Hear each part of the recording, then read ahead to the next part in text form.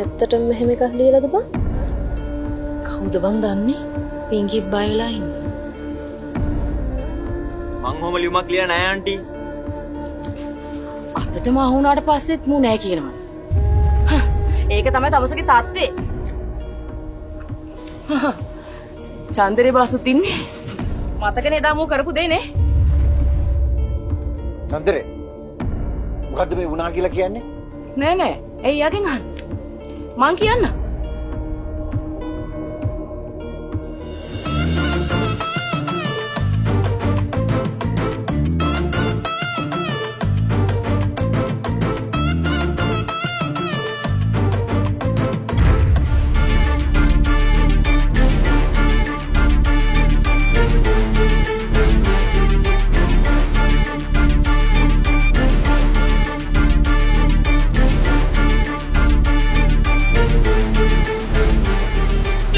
ඔයා දැන් අපි යනකොට අත වෙනව නේද? මම දැකලා තියෙනවා අපි යනකොටවා නිතරම අත වනනවා. ඔය අත වෙනුවෙන් මටද නැත්තම් මගේ දුවටද? දුවට නම් නෙමෙයි. එහෙනම් ඇන්ටිට. මං එදා බයික් එකේ යනකොට මෙන්න මේ ළමයා මට අත වැන්නා. මේ නාකි අපිටත් මේ පාරේ යන්න බැරි තත්ත්වයක් උදා වෙලා තින්නේ. නෑ එච්චර දෙයක් වෙලා නෑ. මම ළමයාගෙන් අහලා බැලුවා එච්චර දෙයක් වෙලා නෑ නෝ. චන්දරේ බාසුනේ දැන් මේගොල්ලන්ව සුද්ධ කරනවද? නෝනා මේ මම්මගේ ළමයා ගැන හොඳටම දන්නවා. මේ ළමයා ඔහොම ලියුමක් ලියලා නෑ. දෙයනේ මේ ළමයා ඔය ඉස්කෝලේට ගිය දවසේ ඉඳන් ප්‍රශ්නනේ. මොකද්ද මේ? ඕක තේ කාගේ හරි වැඩක් වෙන්නේද වසන්ත? කියපන් පුතේ කියපන්. උඹ ඕක ලිව්වේ නෑ නේද? මං හොම ලියුමක් ලිව්වේ නෑ.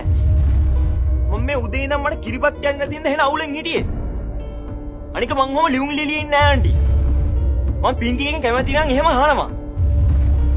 අන්න මොරල් එක අපේ එකෙක්. නෝනා මෙතන ඉන්න සුදුසු තැනක් නෙමෙයි. මනිකම් මෙතන අනවශ්‍ය ප්‍රශ්න ඇති කරගන්න ඕනෙත් නෑ. මම නම් හිතන්නේ නෝනා මෙතනින් ගියොත් හොඳයි කියලා. එහෙම කොහමද යන්නේ? මගේ ළමයට ඉස්කෝලේ ඉගෙන ගන්න දෙන්නේ නැතුව කරදර කරනකොට මං කොහමද නිකන් ඉන්නේ?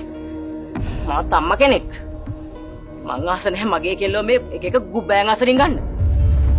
මොනවද ඒක ගුබ්බෑන් කියන්නේ? විනාඩි 10ක් දෙන්නත් එක ඵලයන් මෙතනින්. නැත්තම් කිලෝ බලන් පේරේදී.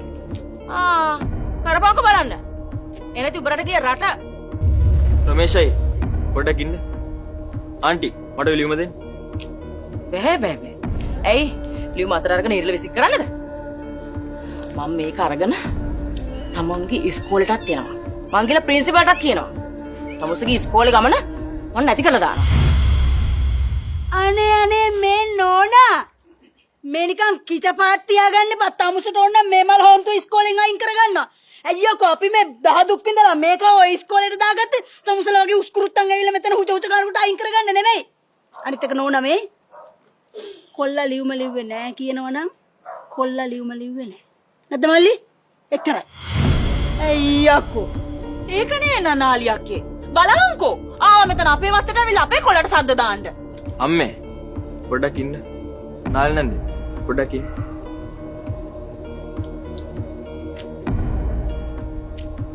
ආන්ටි මට ලියුම දෙන්න.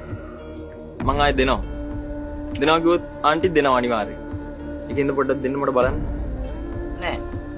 මං දෙන්නේ නෑ. ආන්ටි දෙන්නකෝ. ආන්ටි දෙන්න.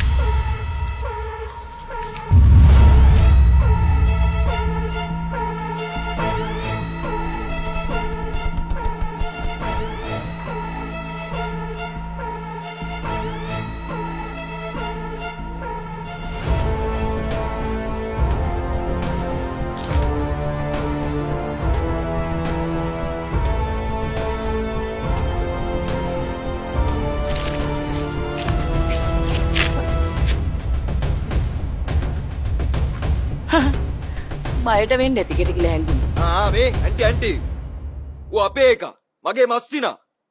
එහෙම මේ එක එකට බය හැංගෙන ගතිය අපේ උන්ට නෑ හරිද?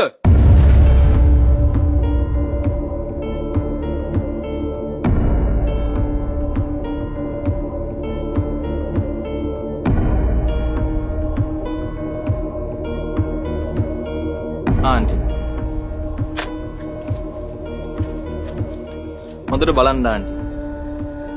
මේ තියෙන්නේ මගේ අකුරු. ඔය ලියුමේ තියෙන අකුරු මේ අකුරුත් එක්ක සමාන නැහැ. මේක වෙන එක්කෙනෙක් මාව අල්ලන්න කරපු වැඩක්.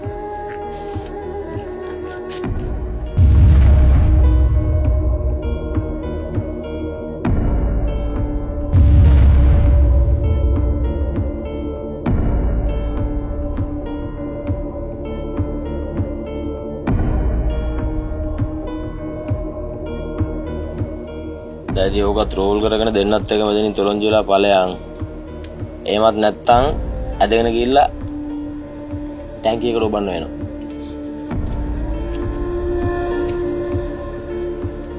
රමේෂයි ආන්ටි දැන් යන්න. ආන්ටිටවත් පින්කිටවත් මේ වත් ඇතුලේ මුකුත් වෙන්නේ නැහැ කියලා මං සහතික වෙනවා. හැබැයි අපි අපේ ළමයි ওই විදිහට හදලා නැහැ. අපි මේ වත්තේ තමයි ඉන්නේ ඒක හරි. හැබැයි කවදාවත් අපේ ළමයි ওই වගේ වැඩ කරන්නේ නැහැ. කරුණා කරලා මෙතනින් යන්න රෝනා. යන්න. ගෑණියෙක් නිසා අතාරින්නේ. නැත්තම් මේ වත්ත ඇතුළට ඇවිල්ලා මේව සද්ද දාද්දී අපි සද්ද නැතුව ඉන්නේ නැහැ. හරිද? අනේ දැන්වත් අපි යන්නේ. නෝනා මේ බෝනික්ෙක් වගේ ඉන්න දැරිවිවත් අරගෙන නෝනා ආපහු යන්න. නෝනා දැන් මේ කරපු වැඩේ මේ දැරිවිටත් හොඳ නැහැ. යන්න නෝනා ආපහු යන්න.